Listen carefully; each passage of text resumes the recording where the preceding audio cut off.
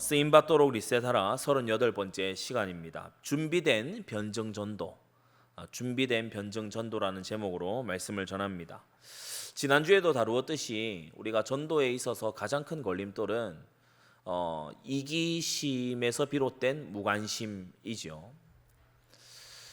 불신자의 영적인 상태를 알고는 있으나 내 곁에 와 있는 불신자 상태가 잘 보이지 않는, 왜 그렇습니까? 자기 스스로에게 너무 과몰입돼 있어서 그런 겁니다. 내 문제, 내 형편, 나의 앞길 이것만 살피고 있기 때문에 무관심으로 인해서 많은 경우에 전도가 막히게 되는 거 있죠. 복음의 기초적인 내용을 모르느냐? 아닙니다. 압니다. 그런데 많은 경우에 무관심으로 인해서 우리가 익히 알고 있는 복음의 기본 진리, 그것을 말도 꺼내지 않는 그런 상황이 있지요. 그래서 20세기의 복음주의 가장 저명한 신학자, 로마 가톨릭에서 저 사람은 개신교 교황이 아니냐 이렇게 불렀던 존 스토트가 쓴 책의 그 이름, 존 스토트의 복음전도, 그 원래 제목이 뭐냐면 Our Guilty Silence입니다. 우리의 죄악된 침묵. 그래서 진리를 아는 자가 침묵하는 것, 마치 사울을 지키지 않은 아브넬처럼 지킬 힘이 있는 자가 지키지 않았을 때 그게 죄가 되는 거죠. 복음을 알고 있는 자, 구원의 길을 알고 있는 자가 침묵하고 말해주지 않을 때 그게 죄가 되는 것입니다. 그래서 무관심이 사실상 전도를 불가능하게 만드는 가장 주된 원인이더라. 자, 그런데 일단 관심이 생겼다고 이제 가정하고요. 관심이 생긴 다음에는 우리가 전도를 준비하겠지요.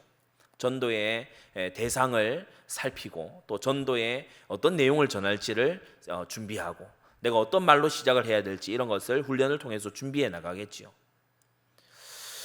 그런 분들을 위해서 오늘 이 메시지가 아주 귀한 도움이 되고 가이드라인이 될 겁니다. 오늘 메시지는 여러분에게 좀 정보 전달이 좀 많을 겁니다. 그 큰 돼지 1번에 특히 옆에 여러분이 적어두실 것들이 아주 많이 있을 겁니다. 자, 그러면 본론으로 들어가세요. 변증전도에는 대상과 방법과 내용이 있습니다. 먼저 대상은 우리가 성경이 여러 대상들을 분류를 하고 있지만 사도행전 17장의 분류를 따라보자면 4가지 대상이 나오게 됩니다. 그리고 세상 모든 사람들을 이 4가지 카테고리 속에서 우리는 분류할 수 있다는 것을 또 알게 되지요. 그 4가지 대상, 첫 번째는 바로 다신교 신자 혹은 다원주의자입니다. 다신교 신자, 바로 아테네에 있었던 많은 신들을 섬긴 사람들, 다신교 신자 또는 다원주의자, 이게 첫 번째 대상이죠. 이 사람들은 사고방식이 모든 걸 상대적으로 봅니다. 모든 건 상대적이에요. 이 사람들에게 가서 신앙을 혹 잘못 설명하게 되면 너는 예수를 믿냐? 나는 내 신앙을 가지고 있지. 이렇게 서로 적절한 선에서 타협하고 마는 그런 잘못을 범하게 돼요.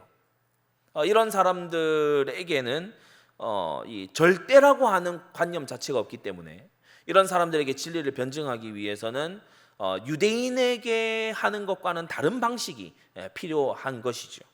그들의 한계를 분명히 말해주어야 되고, 그러한 다원주의라고 하는 것이 왜 절대적이냐? 자, 이 질문이 중요합니다. 다원주의라는 것을 누가 절대적으로 그걸 제시하느냐? 사람들이요 막 얘기하거든요. 야, 모든 사랑이 다 오라. 그 동성애자들 퍼레이드 할 때 보면은 사랑이 이긴다. 사랑은 무조건 옳다. 근데요, 그러한 말이 왜 절대적으로 맞아야 됩니까? 그러니까 이 다원주의라고 하는 게 근본적으로 모순되는 이유가 뭐냐면 다원주의라고 하면서 다원주의를 절대화해요. 상대주의라고 하면서 상대주의로 놔두지 않아. 상대주의여야 된다고 절대화해요. 그러니까 근본 논리 자체가 모순되는 겁니다. 일관되지 않은 겁니다. 예를 들면 이와 같은 것을 끝까지 밀어붙이는 거죠. 다신교 다원주의자는요 주로 무신론자거나 불가지론자입니다. 무신론자는 뭐예요? 하나님이 없다, 신 없다, 초월적인 존재 없다, 영적인 거 없다, 사두개인처럼. 또 불가지론자는 뭡니까? 모른다. 확실한 건 모른다. 모든 건 애매모호하다. 우리는 이 세상에 마치 칠흑 같은 어둠을 걷고 있는 것처럼 아무것도 확실한 것은 없다. 모든 건 확률 게임이 아니겠냐. 이게 무신론자, 불가지론자예요. 무신론자들은요 증오하는 무신론자들이 의외로 많지요. 저는 현장에서 그렇게 질문합니다. 아니 왜 있지도 않다고 생각하는 존재를 향해서 그렇게 화를 냅니까? 이렇게 되물었던 적이 있어요. 이게 정확히 기독교 변증가들이 만들어진 신, 그 리처드 도킨스에게 항변할 때 이 알리스터 맥그레스라고 하는 그 사람이 도킨스의 망상이라는 책에서 도킨스를 향해 공격하고 있는 게 바로 이 내용이죠. 왜? 아니 신이 만들어졌다라고 하면서 신은 인공이라고 주장을 해놓고 왜 그런 신에게 그렇게도 분노하고 있느냐? 있지도 않다고 생각하는 그 신을 향해서 왜 그렇게 증오심이 활활 타오르고 있느냐? 당신이 하나님을 향해 가지고 있는 죄악에서 끌어오르는 그 분노 자체가 하나님이 계심을 증명하고 있지 않냐? 그렇게 도리어 변증하고 있는 것을 보게 되죠. 다신교 다원주의자들은요, 많은 경우에 혼합되어 있어요. 혼합주의자들이다 보니까 이게요 서로 안 맞아요. 자기가 한편에는 가지고 있는 신념이 다른 신념에는 전혀 맞지가 않아요. 죽으면 끝이지 이러고 제사를 지낸다든지 막 이렇게 삶은 허무한 거야 이래 놓고요 막 궁극적인 의미를 찾고자 한다든지 세상에 절대적인 건 없어라고 하면서요 굉장히 도덕적으로 누군가를 비난한다든지. 왜냐하면 도덕은 기준 아닙니까? 근데 자기 나름의 기준을 가지고 있어요. 그런데 세상에 기준이 없대요. 그런 식으로 혼합주의가 되어 있는 경우 있죠. 자, 전도의 큰 두 번째 대상은요 유대교 혹은 일원주의자입니다. 첫 번째 대상이 다원주의자였다면 두 번째 대상은 일원주의자예요. 이 사람들은 나름의 절대를 가지고 있는 자예요. 나름의 절대, 신념 이걸 가지고 있는 자예요. 나름의 어떤 완결된 하나의 세계관을 가지고 있는 사람이죠. 그래서 유대교, 이슬람교, 이런 어떤 불교는 약간 상대적으로 열려 있습니다만은 이 세계관이 그런데 이론주의자예요. 세상이 하나의 원리로 돌아간다. 그렇게 믿고 있는 자들이에요. 이런 사람들에게 진리를 변증할 때에 그 사람들이 신뢰하는 문서에서부터 출발해서 그 사람들이 믿어 의심치 않는 전제에서부터 출발해서 변증하는 그러한 방식을 바울도 또 기독교 역사에서 많은 전도자들이 쓰고 있죠. 자, 세 번째로 현세주의 에피쿠로스 학파로 소개되는 현세주의 또는 쾌락주의자들이 있습니다. 에피구레오 이렇게 이제 번역이 돼 있죠. 우리가 옛날 번역이다 보니까 에피쿠로스 학파. 이 학파는 대부분의 현대인들이 속한 것 같아요. 인생의 의미가 뭐가 있냐? 즐거움, 재미, 행복. 인생 왜 사냐? 행복하려고. 그러면 조금 더 질문을 해 들어가면 어떻게 언제 행복하냐? 그냥 이렇게 가족하고 오순도순 이렇게 지내고 뭐 날씨 맑을 때 공원 좀 걷고 난 이런 거에 감사하고 산다. 그러면요 더 그걸요 이 질문에서 들어가는 거예요. 당신이 알고 있는 만족이 진짜 만족이 아니다. 마치 20세기의 변증가인 C.S. 루이스가 그 변증하잖아요. Mere Christianity. 그걸 뭐라고 한국어로 번역이 되어 있습니까? 단순한 순전한 기독교. 순전한 기독교 그 책에서 우리의 열망은 훨씬 더 크다. 기독교는 열망을 억제하라는 것이 아니라 진짜 참된 열망의 대상을 만나라는 것이다. 그렇게 이제 변증을 해나가는 거죠. 현세주의자들에게는 당신이 즐기고 있는 그 행복이 궁극적이고 절대적인 행복이 아니야.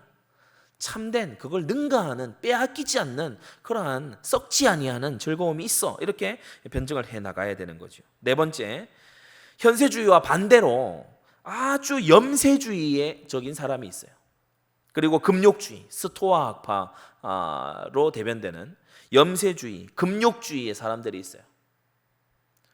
수도승처럼 사는 사람들, 나는 자연인이다 이런 데 있는 사람들은 도시 다 떠나서 산골짜기 들어가잖아요. 그래서 나는 모든 어떤 욕구를 내려놓기를 원한다. 나는 이 속세를 떠나기를 원한다. 이 금욕주의자입니다. 금욕적인 종교인. 금욕적인 종교인 속에 숨어 있는 오만의 죄. 금욕적인 종교인 속에서 마음으로 품고 있는 여러 가지 죄악들을 특히 산상수훈을 통해서 잘 드러낼 필요가 있죠. 행위로 하지 않더라도 말로 하지 않더라도 마음으로 이미 품었을 때 그게 죄다. 자, 그래서 사도행전 17장에 따르면 변증의 이 대상은 크게 네 부류입니다.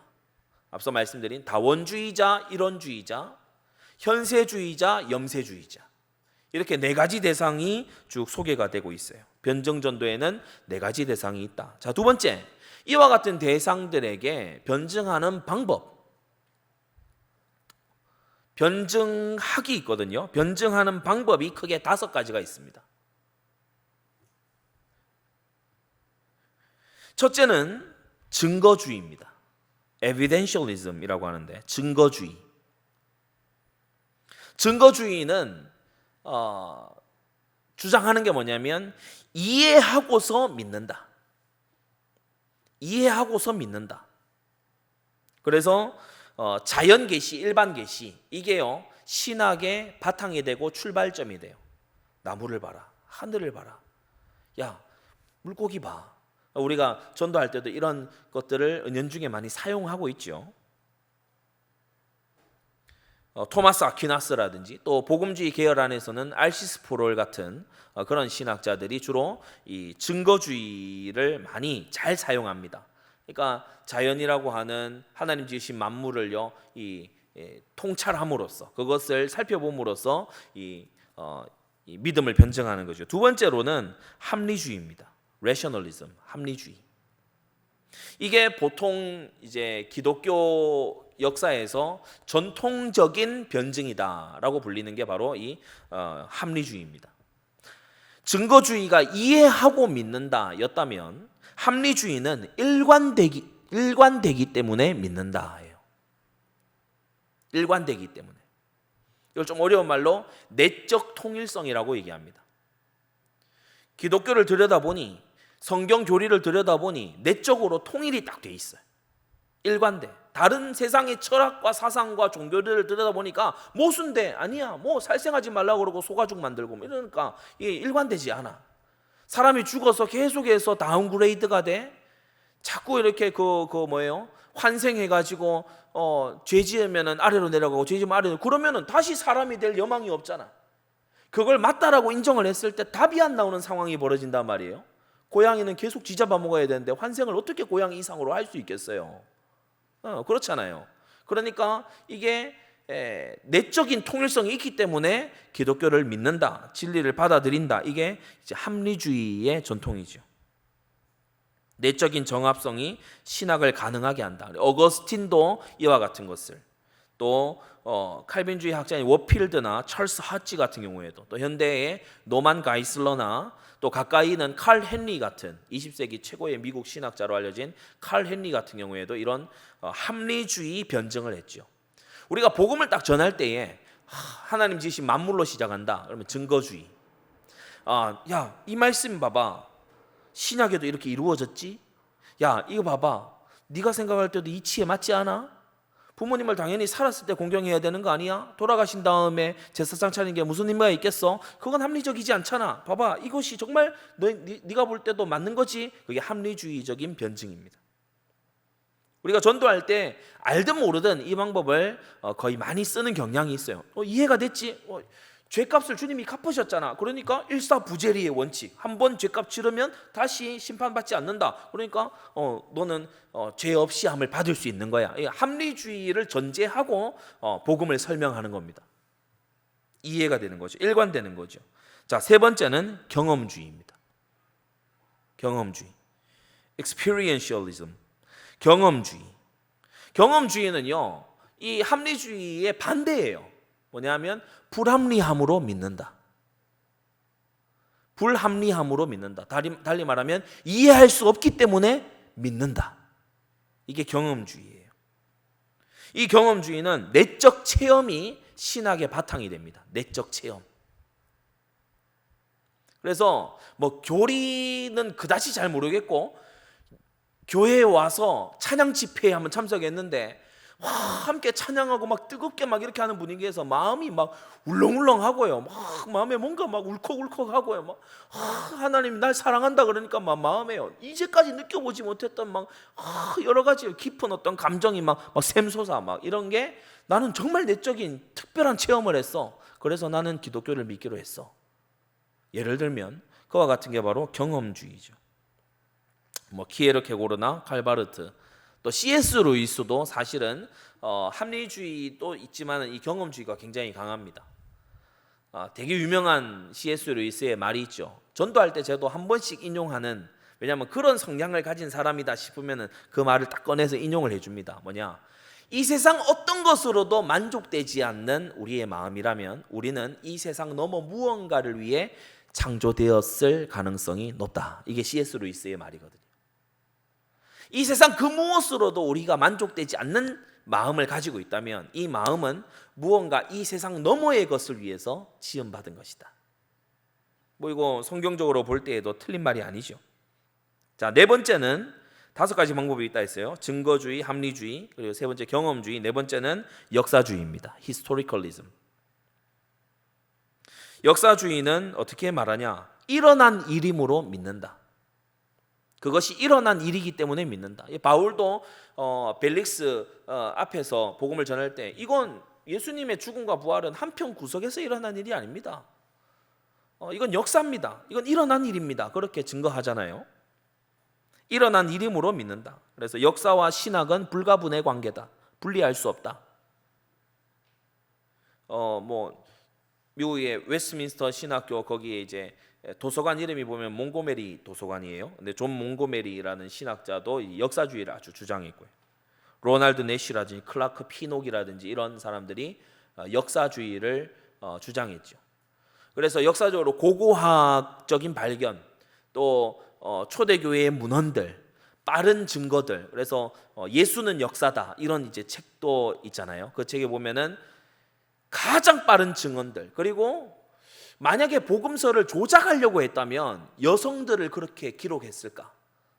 정말 그 당시에 권위라고는 하나도 없는 여성들의 증언을 가지고서 그렇게 했을까? 왜? 그것은 역으로 말하면 그게 정말 사실이기 때문에, 조작할 필요가 없는 사실이기 때문에 그렇게 한 것이다. 이런 여러 가지 변증들이 이제 나오게 되는 거죠.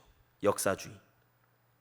고고학적 자료를 보니까 성경에 기록된 그 이름이 나와. 뭐 사브나바네아 뭐 이런 이름이 나와. 그러니까 역사적으로 사실이다. 일어난 일이다. 이렇게 믿어라. 이렇게 증명을 한다는 거죠. 5번째는 대부분의 우리 개혁주의 기독교가 지지하고 있는 변증 방법이 바로 전제주의 변증 방법입니다. Presuppositionalism. 전제주의는요, 아까 전에 증거주의하고 정반대예요. 증거주의는 이해하고 믿는다 했잖아요. 전제주의는 presuppositional, 전제, 뭘 전제하냐? 이것은 이해하기 위해서는 믿어야 한다. 이해하기 위해서는 믿어야 한다. 이게 전제주의입니다. 그래서 특별 계시가 신학의 전제다. 여기에 아주 대명사격인 사람이 웨스트민스터의 코르넬리우스 반틸리죠. 그래서 전제주의 변증학, 뭐 여러분이 궁금하시면 검색해 보셔도 됩니다. 전제주의 변증학 하면은 바로 반틸이라는 사람의 이름이 나옵니다. 존 프레임이라든지 이런 사람들이 이제 반틸의 제자죠. 전제주의, 사람은 반드시 어떤 믿음을 전제하고 있다. 신불신간에 세상 누구든지 어떠한 믿음을 전제하고 있는데 그 전제된 그 믿음이 틀려서 모든 오류들이 거기서부터 나오는 것이다. 이제 반틸의 전제주의 변증입니다. 그래서 전도를 할 때에 단지 이 사람에게 정보 전달만 하는 게 아니고 이 사람의 심층부에 있는 믿음이 뭔지를 파악을 해내는 거예요. 4가지 대상 중에 어디에 속했는지 파악을 해내는 거예요. 그리고 이 사람이 그러한 것에서 빠져나와서 복음의 세계 안으로 들어올 수 있도록 적절하게 이끌어주는 거죠. 자, 사도행전 13장 14장에서 바울이 했던 설교와 지금 17장에서 전도의 내용은 완전 다릅니다. 그래서 우리도 대상에 따라서 말씀이 준비되어 있고 그런 준비된 전도자가 돼야 되겠죠. 자, 5가지 변증 전도의 방법 제가 말씀을 드렸어요.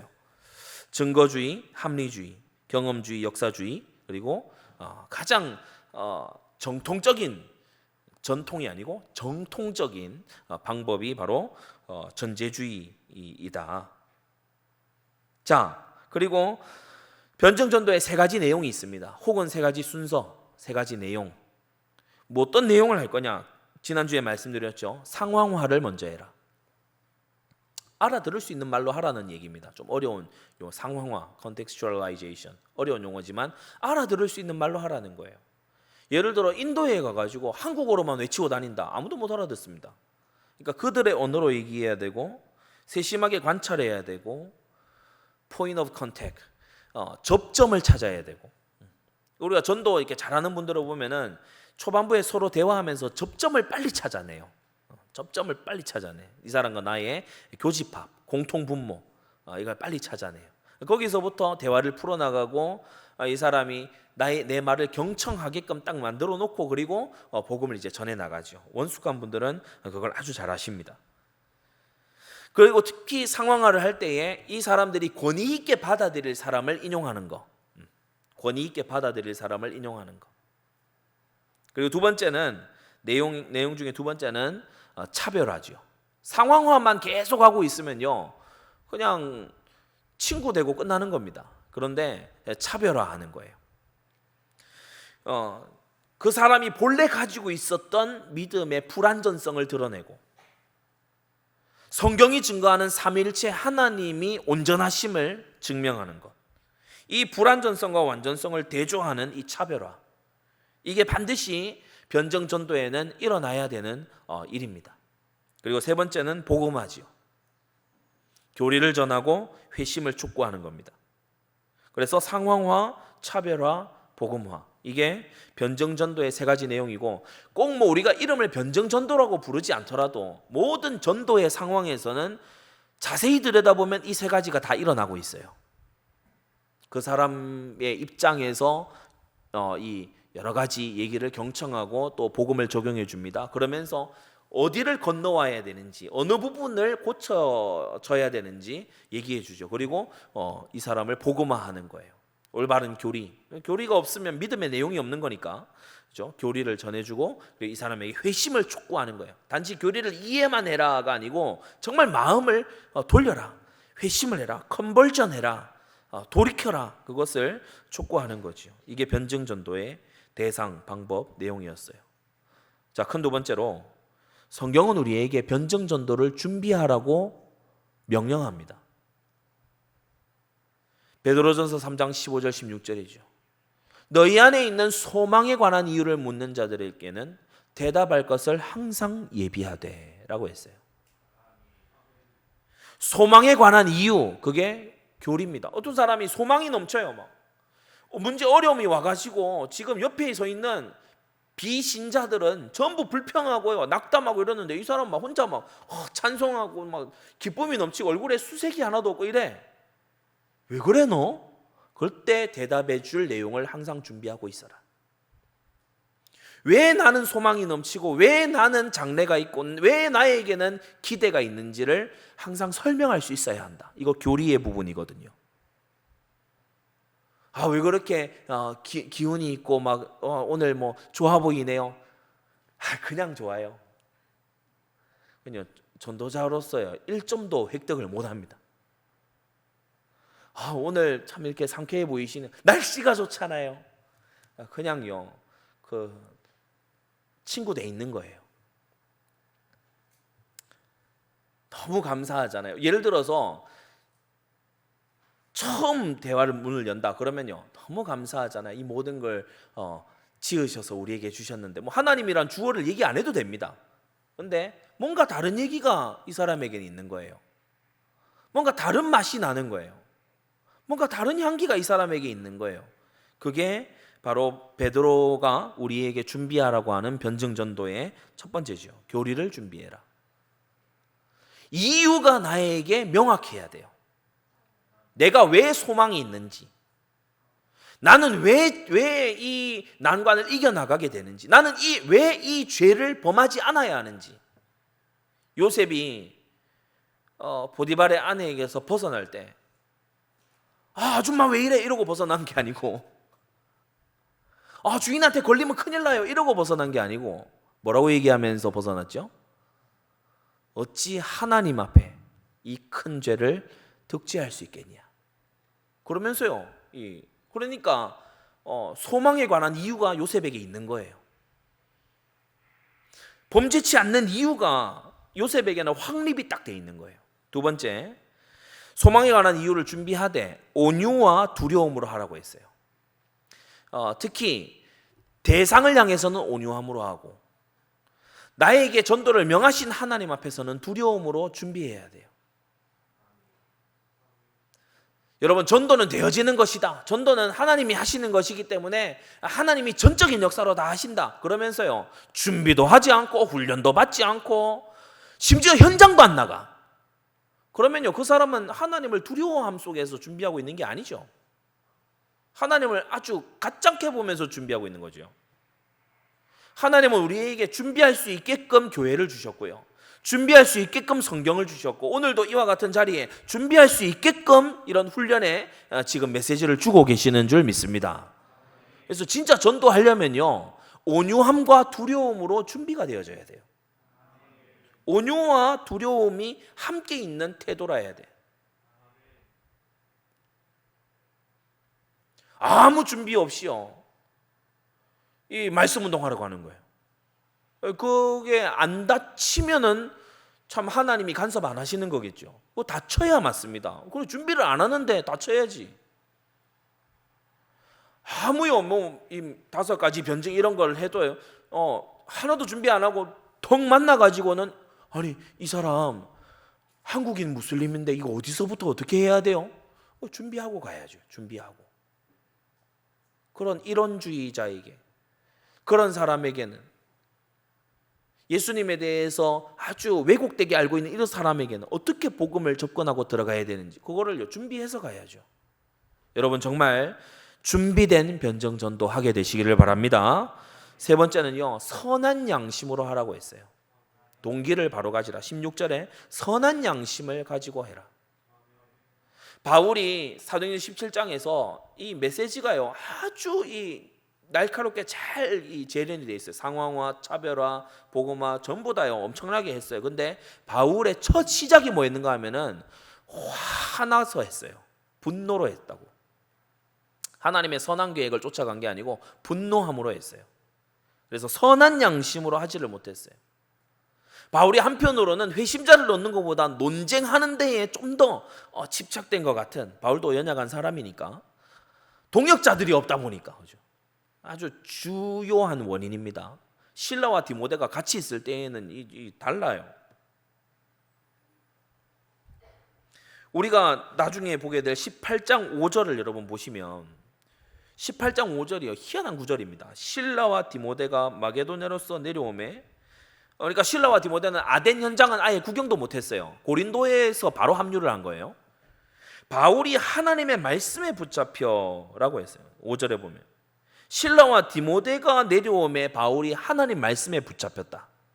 그러니까 이 동력을 이 동력자들이 오니까 바울이요 붙잡히는 게 달라지는 그런 모습을 지금 우리가 보게 되죠. 여러분, 동기를 내가 논쟁을 해서 밟아 이기리라, 내가 저 사람의 말을 내가 이기고야 말리라, 이거요 잘못된 동기입니다. 논쟁해가지고는요 구원 사역이 되지 않아요.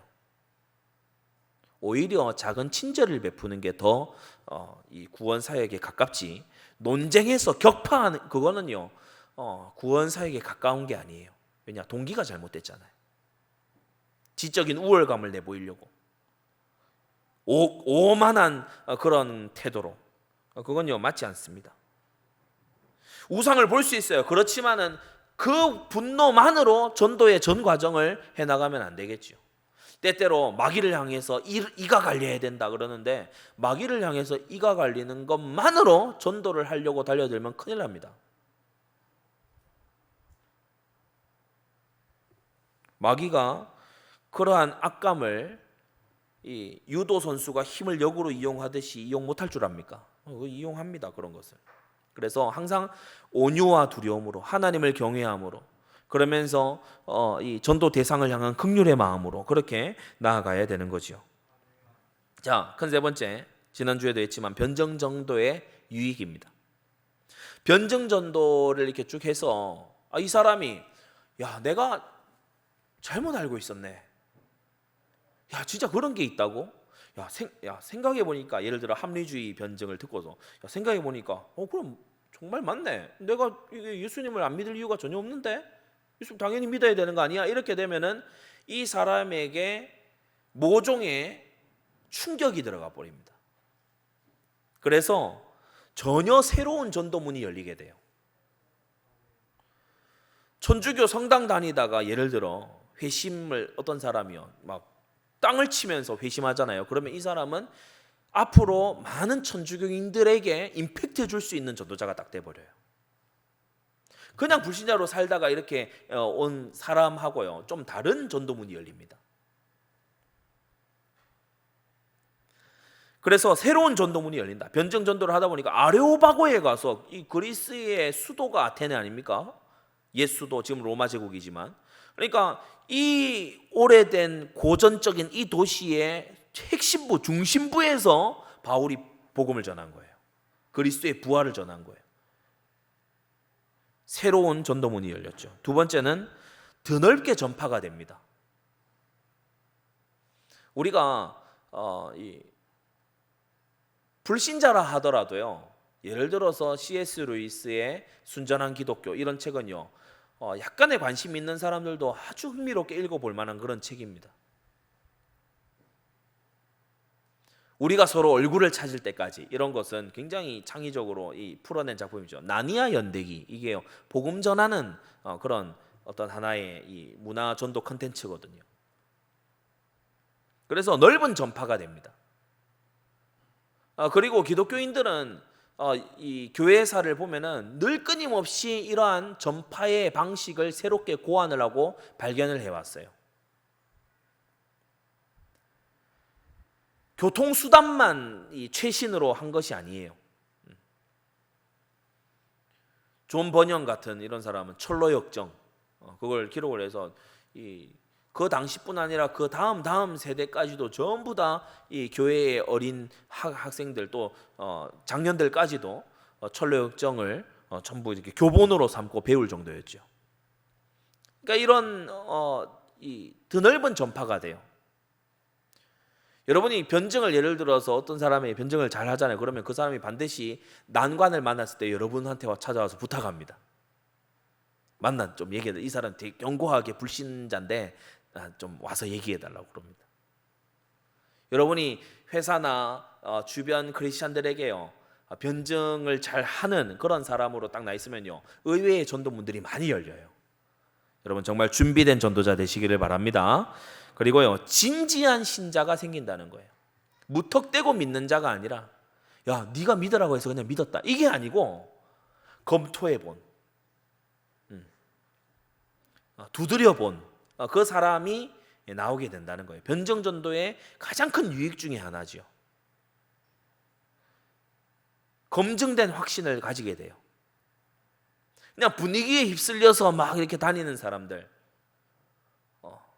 성경을 제대로 배우지 아니하고 분위기에 그냥 시류에 편승해서 집 앞에 크게 지어놓은 교회당이 있으니까 한번 나가볼까 이랬던 사람들 지금 코로나 시국에 다 지금 떨어졌죠. 이번 올해에 한국교회 주요 교단들 총회를 하는데 교단들 전체 합쳐서 개신교회 100만 명 이상이 지금 내려가고 있어요. 그만큼 소위 진짜 신자가 아니라 거품이 그만큼 많았던 거예요. 온라인 예배로 교회당에 마스크 쓰고 예배 드리는 것이 전혀 용인되지 않는, 난 그럴 거면 난 교회 나가겠다 이렇게 하는 사람이 한국에만 100만 명 이상 나왔어요. 전 세계는 어마어마하겠죠. 그런데요 이 모든 것이 하나님의 손길입니다. 여러분 검증된 믿음을 가지셔야 돼요. 확증된 믿음을 가지셔야 돼요. 배우고 확신한, 배우기만 하는 게 아니고 배운 것을 확신한 그곳에 거해야 됩니다. 확신된 것을 현장에서 확인해서 확증이 딱 돼야 돼요. 그게 진짜 검증된 확신입니다. 풍월로 들어서만 알고, 뭐 어디 주워서 들어서 알고, 누가 얘기하니까 그런가 보다 하고 그런 아주 나이브한, 아주 막 이렇게 딱딱하지 못한, 견고하지 못한 그런 사람은요, 많은 사람을 하나님이 맡겨주실 수가 없어요. 왜냐? 자기도 흔들리는데, 믿음이 근본적으로 흔들리는데 하나님께서 귀한 제자 될 자에 못 맡기시죠. 자, 결론을 맺겠습니다. 이제 다음 주부터 이제 18장에 들어가서 또 고린도에서의 난전, 그죠? 고린도에서 이 고린도 사람들은 미쳐 사는 사람들이잖아요. 또 아테네나 뭐 앞서 봤던 베레아처럼 진지한 동네 사람들이 아니거든요. 자, 그런데 이 아테네의 선교, 이 아덴 선교를 마무리하면서 우리가 꼭 유념했으면 좋겠는 게 있어요. 그게 뭐냐 하면, 여러분, 누구든지 동력이 필요합니다. 누구든지 동력이 필요해요. 심지어 바울도 동력이 필요했어요. 도움이 필요해요. 그래서 나 다 돼 있다 이렇게 생각하시지 말고, 이런 현장 메시지에서 제가 변증신학의 뭐 아주 두꺼운 책 이거를요 방금 다 요약해 가지고 5가지, 3가지 이렇게 딱 해서 딱 드리는 거거든요. 엑기스만 뽑아서 짧은 시간에. 그러면 여러분이요, 여러분의 것으로 싹싹 만드셔야 돼요. 딱딱 만드셔야 돼. 딱 이렇게 적어놓고 정리 딱 해두고, 또 혹시 모르겠으면 뭐 사클이나 이런 데서 다시 한번 들어보시고, 왜냐하면 중간중간에 중요한 문구들이 지나갔기 때문에. 누구든지 도움이 필요하고 누구든지 동력이 필요합니다. 아덴 전도에서 가장 큰 특징이 뭐냐면, 바울 곁에 동역자가 없어요. 바울 혼자 했어요. 그래서 참 아쉬운 부분이기도 하죠. 한편으로는 함께 변증 전도를 했으면은 좀 더 잘할 수 있지 않았을까, 그런 아쉬움을 남기는 그런 대목이기도 합니다. 근데 뭐 하나님께서 이러한 예시로, 이러한 이 역사로 우리에게 기록해서 주셨기 때문에 우리가 이 안에서 교훈을 찾고 또 의미를 우리가 얻는 거죠. 변증 전도의 허와 실, 2주 전에 제가 말씀을 그렇게 전해드렸습니다. 실제적인 이득이 있지만 또 분명히 맹점이 있다. 여러분, 그래서 나의 전도가 잘 되도록 도와주고요, 나의 동력자의 전도를 두고서 꼭 기도하시기를 바랍니다. 그래서 오늘 이 메시지 듣고 나신 다음부터는요, 나의 전도만 두고 기도하는 자를 넘어서서 믿음의 가정이면 나의 자녀의 전도를 두고 여러분이 기도하시고요. 아멘. 나의 구역원의 전도를 두고 여러분이 기도하시고요. 실제적으로 도움을 주시고요.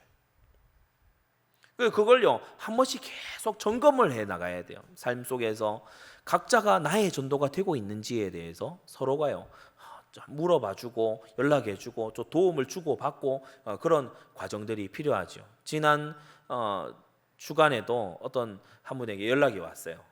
되게 감사한 일이죠. 변증전도 이 메시지를 듣는데 한 이제 성당 다니는 어떤 사람을 복음전에서 영접하게 됐대요. 그리고 그 이후에 이런저런 어떤 궁금증들이 있어서 이제 사역을 하는데 이제 저에게 이제 개인적으로 연락이 온 거예요.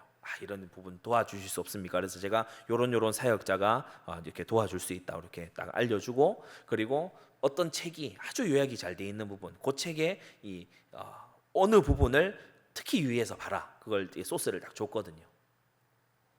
교회가요 이런 부분에서 서로 긴밀하게 돌아가야 됩니다. 누구 뒷담화하는 거, 막 신세 한탄하는 거, 뭐 어디가 맛집이냐 아니냐, 뭐 이런 거 가지고 시시콜콜하게 막 카톡 주고받고 이런 거 하지 말고요. 전도를 위해서 서로 긴밀하게 연락하고, 누군가 전도 대상이 있으면요 그냥 뭐 단체방에 쑥 올려놓고 막 아멘 하겠지 그러고 넘어가는 게 아니고, 한 사람 한 사람을요, 너 태신자 누구 품고 기도하냐, 또 얼만큼 지금 어프로치 접근이 되어 있냐, 그 사람은 지금 상태가 어떠냐, 이런 것을 나의 전도만 두고 관심 가지지 말고 동력 전도의 그런 참맛을 여러분 정말 보게 되기를 바랍니다. 변증 전도 준비된 자는요 많은 이 현장에서 결과들을요 얻을 수 있어요. 준비된 사람, 이 사람은요 진짜 현장에서 많은 어떤 보람된 사역. 그래서 여러분 그거 정말요 막 전율이 끼쳐지는 일 아닙니까? 이 사람에게요 제가 성경에 훈련받고 뭐 70인 팀제육 통해서 훈련받고 현장에 가서 평범한 말처럼 보이는데 어떤 한마디를 딱 이렇게요 훈련받았을 때 검을 집어넣듯이 딱 했을 때 이 사람이 맞네, 내가 왜 그렇게 했지? 정말 그게 맞군요. 제가 그 부분을 몰라서 그랬군요 라고 했을 때요 진짜 뭐 삐쭉 서는 것 같이 그렇지 않습니까? 지금 저만 흥분한 것 같은데 정말 한 사람이 진리로 돌이키는 그 모습을 볼 때, 하나님을 아는 지식으로 옮겨져 오는 것을 볼 때요 여러분 너무나 막 소름 끼칠 정도로 기쁘지 않은가요? 영접하는 순간, 이 사람이 말씀을 경청하는 순간, 순종을 결심하는 그 순간을 눈앞에서 본다는 거, 이거요 엄청난 행복입니다. 여러분 이 보람 있는 전도자의 생애를 살아가게 되시기 바랍니다. 기도하겠습니다. 거룩하신 하나님 아버지, 준비된 변증 전도로 우리에게 주어진 현장을 살려내게 하여 주시옵소서. 세상에는 혼탁한 진리에 대해서 가리워져 있는 아버지 흑암의 영에게 완전히 아버지 사로잡혀 있는 그러한 사람들이 많이 있습니다. 하나님 아버지, 우리가 현장에 나설 때에 기도와 중심과 함께 오늘의 이 변증 전도의 내용들을 잘 준비하게 하여 주시옵소서. 하나님 아버지, 불을 끌어가는 소방관이 호스를 챙겨가지 않는다면 말이 되겠습니까? 범인을 잡으러 가는 경찰관이 수갑을 가지고 가지 않는다면 말이 되겠습니까? 현장 살리러 가는 전도자가 내용이 준비되어 있지 않다면 그것이 어찌 말이 되겠습니까? 하나님 아버지, 영혼 살릴, 사람을 회심시키고 진리로 인도할 그러한 준비가 우리에게 이루어지게 하여 주시고, 소망에 관한 이유가 온유와 두려움 속에 선한 양심 속에 잘 준비되도록 우리 성도들에게 역사하여 주시옵소서. 예수 그리스도의 이름으로 기도드리옵나이다. 아멘.